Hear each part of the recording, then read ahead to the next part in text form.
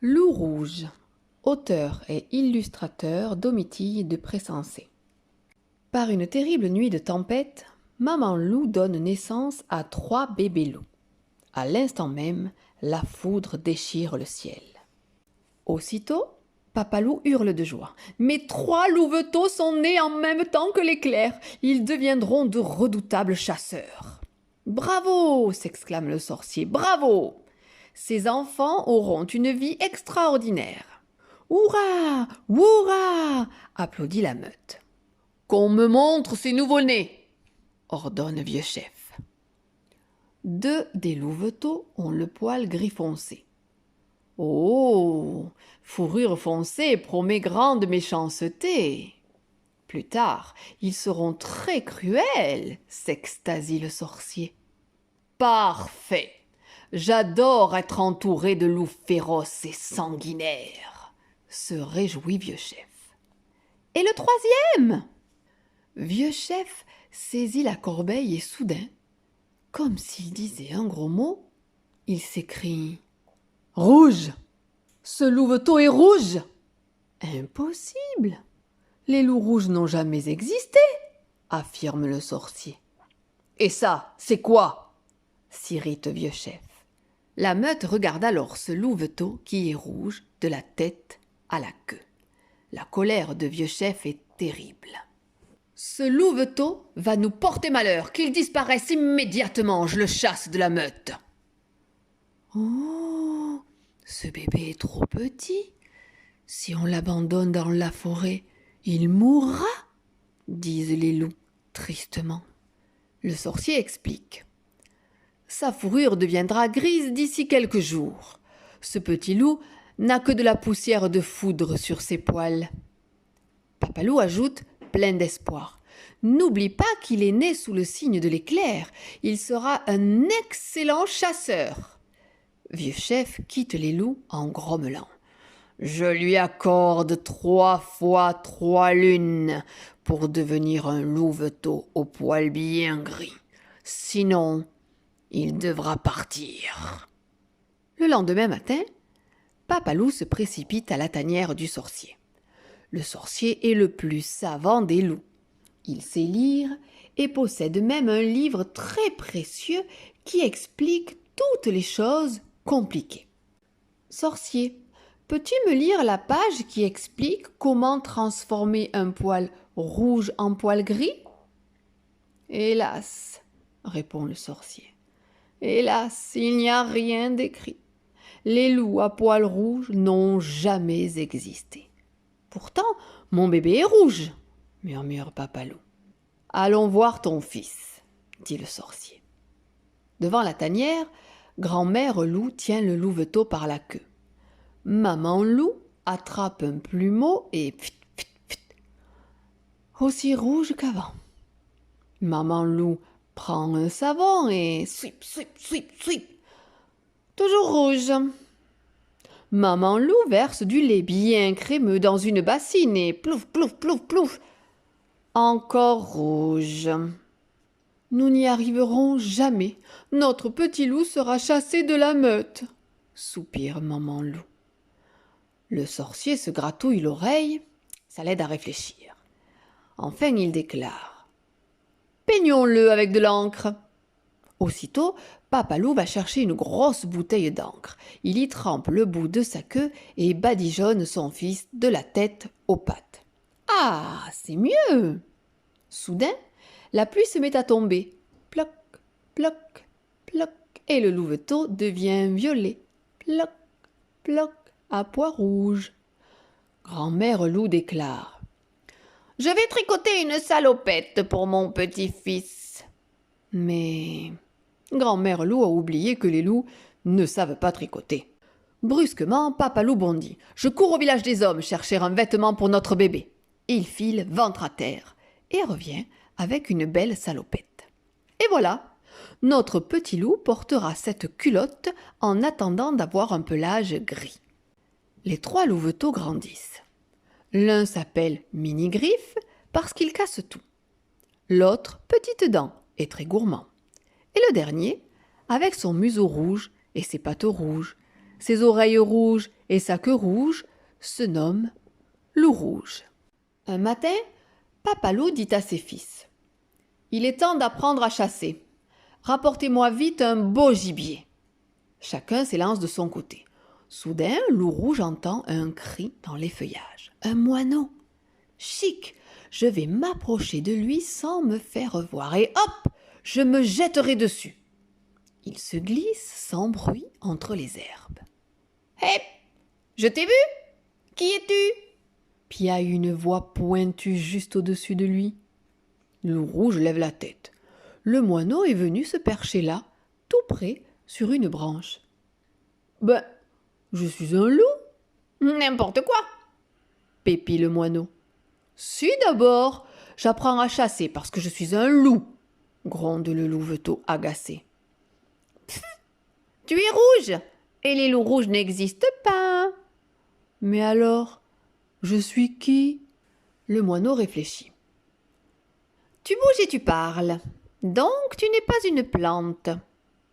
Tu n'as ni plume ni aile, donc tu n'es pas un oiseau. Il n'y a qu'un animal qui soit rouge, le poisson rouge. Tu es peut-être un poisson loup ?»« Tu crois ?» s'inquiète Loup Rouge. Loup Rouge se touche les oreilles et tire sur ses poils. Il cligne des yeux, soudain il hurle. « Si j'existe ! Je suis vivant et je te vois, je pense, je réfléchis, ça veut dire que j'existe. Tu te moques de moi. » Jamais on n'a vu, jamais on ne verra un loup rouge exister sur terre, ner, siffle le moineau. « Tais-toi !» crie Loup Rouge en sautant le plus haut possible pour l'attraper. Mais il vise mal et s'écrase le bout du museau contre l'arbre. Le louveteau se relève tout étourdi. Des étoiles dansent devant ses yeux, et tandis qu'il s'éloigne tristement, le moineau continue sa méchante petite chanson. Jamais on n'a vu, jamais on ne verra. Loup Rouge avance aussi vite qu'il le peut pour retrouver ses parents. Il touche sans cesse ses oreilles, tripote son museau, tire sur ses poils en répétant « Je suis un vrai loup et j'existe !» Il se sent tout bizarre. Son museau n'est plus pareil et ses pattes de devant ont une drôle de forme. « Je suis sûrement malade !» pense-t-il. Heureusement, il aperçoit sa tanière. Ses frères sont déjà rentrés. Mais en le voyant, Mini-Griffe et Petite Dent hurlent. « Loup Rouge a une maladie épouvantable !» Papa et Maman Loup l'attrapent chacun par une patte. « Courons chez le sorcier !»« Quoi ? J'ai quoi ?» s'affole Loup Rouge. Tu ressembles à... » « Oh là là !» répondent ses parents. « Sorcier, au secours, Loup Rouge est malade !»« Ça ? Loup Rouge ? Impossible, c'est un petit garçon. En plus, il sent rudement bon. Il ressemble à un petit garçon, mais c'est lourd. Je connais une délicieuse recette d'enfant rôti aux champignons, interrompt le sorcier qui se lèche les babines. Sorcier, s'il te plaît, je veux redevenir un petit loup, supplie le louveteau. Mais c'est ta voix, Loup Rouge. Quel dommage, tu faisais un petit garçon si appétissant, soupire le sorcier.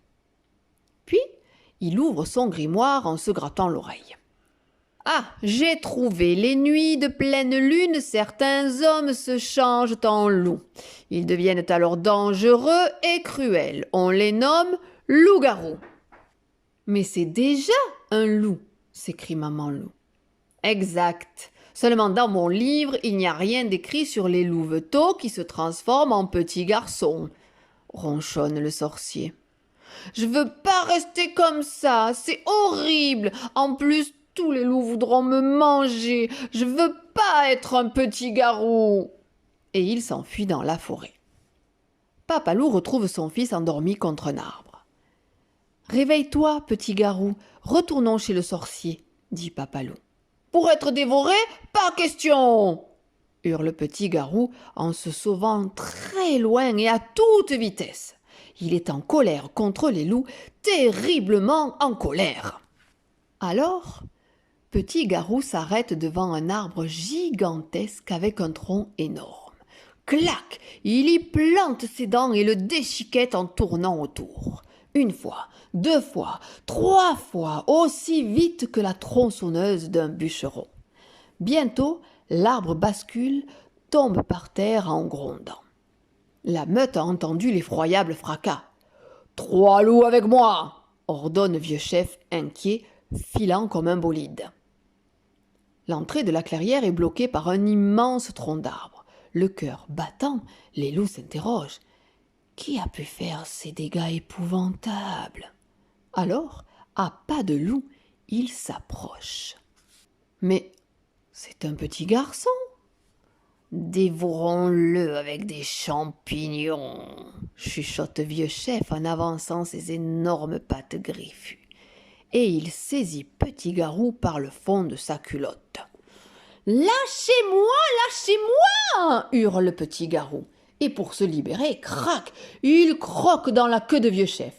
« Sale gamin, on ne t'a jamais appris que ce sont les loups qui dévorent les enfants ?»« Je suis un loup, moi aussi !»« Lâche-moi » ordonne Vieux Chef. Il tape sur le nez de Petit Garou. Boum ! Regardez, le petit garçon s'est transformé en loup rouge. Loup rouge est stupéfait, c'est vrai, il est redevenu comme avant. Ouf, ils ne voudront plus me manger, pense le louveteau. Rassuré, il veut desserrer les dents. Impossible. Oh, ma queue est coincée, gémit-il. Comment ça, ta gueule est coincée, s'énerve Vieux Chef. D'un bond, il s'élance sur le chemin. Allons voir le sorcier, il trouvera une solution. En vue de la tanière, Vieux Chef crie. À l'aide, sorcier, Loup Rouge est en train de me croquer la queue. Un instant, répond le sorcier. Il ouvre son grimoire, puis, en se grattant l'oreille, il lit les consignes à la page « Comment débloquer les mâchoires ». 1. Soulever le louveteau par la queue. 2. Le secouer la tête en bas. 3. Prononcer la formule magique « 1000 excuses ». Vieux Chef, c'est toi qui dois le dire. Moi? M'excuser? Jamais! Alors vous resterez attachés ensemble. C'est écrit dans le livre, explique le sorcier. Horreur, j'avais raison. Ce louveteau rouge porte malheur. Je vais être obligé de le supporter toute ma vie en train de me mordre la queue. Et Vieux Chef, furieux, se met à tourner en rond avec Loup Rouge juste derrière. Répète la formule magique, propose le sorcier. Non, elle est idiote. Trouve-moi une autre. Par exemple, celle pour décoincer un verrou. Ça marchera aussi bien. Le sorcier se gratte la truffe et lit « Cric-crac et tourneboule ». En s'appliquant, Vieux Chef répète « Cric-crac et tourneboule ». Ça marche pas. Récite la bonne formule. Et pourquoi m'excuser? D'abord, je suis le chef. Ensuite, je n'ai mordu personne, moi. Le sorcier soupire en se grattant cette fois-ci les oreilles, le cou et même les bras. Voici ce qui est écrit dans mon livre. Si un chef n'accepte pas un bébé loup dans sa meute, ce louveteau a du chagrin. Sa peine se transforme en colère. Cela lui donne envie de mordre n'importe quoi et ses mâchoires peuvent rester coincées. Pour les décoincer, voir la formule magique. Alors, Vieux Chef s'approche de l'oreille du louveteau et murmure si bas qu'on l'entend à peine. 1000 excuses. Et la queue de Vieux Chef est enfin libérée. Loup Rouge est tout content, et puis très ennuyé en voyant la queue de Vieux Chef croquer et mâchouiller. « Loup Rouge, enfin nous t'avons retrouvé !» s'exclament papa et maman loup qui surgissent à ce moment. Vieux chef se plaint aussitôt. Oui, le voilà, votre sale gamin. J'avais raison, il n'est pas comme nous, on n'a que des problèmes avec lui. Loup Rouge proteste. C'est pas vrai, je peux même vous aider. Et comment? Hurle le vieux chef. Je peux aller chez les hommes sans être remarqué et vous prévenir s'ils veulent nous attaquer. Le sorcier ajoute. Il pourrait aussi nous rapporter des objets que nous ne savons pas fabriquer. Quelle chance d'avoir un louveteau comme Loup Rouge! Et chacun veut que Loup Rouge lui ramène une chose, et même plusieurs choses. Des gants, des clous, une casserole, des pastilles, une brouette, des élastiques, des élastiques, des élastiques! Vieux chef s'écrie. Stop! Arrêtons de rêver. Loup Rouge, par quelle magie te changes-tu en petit garou? Je sais pas. Je trouverai comment Loup Rouge se transforme et je lui apprendrai à être un parfait petit garou. Alors, notre fils peut rester dans la meute et pour toujours? Demande maman Loup. Bien sûr que oui, approuve Vieux chef. Loup Rouge saute de joie. Je suis un loup, un vrai loup, mais un peu différent, un peu magique aussi. Wouhra! Il va m'arriver plein de trucs super. Wouhra! Mais ça, c'est une autre histoire.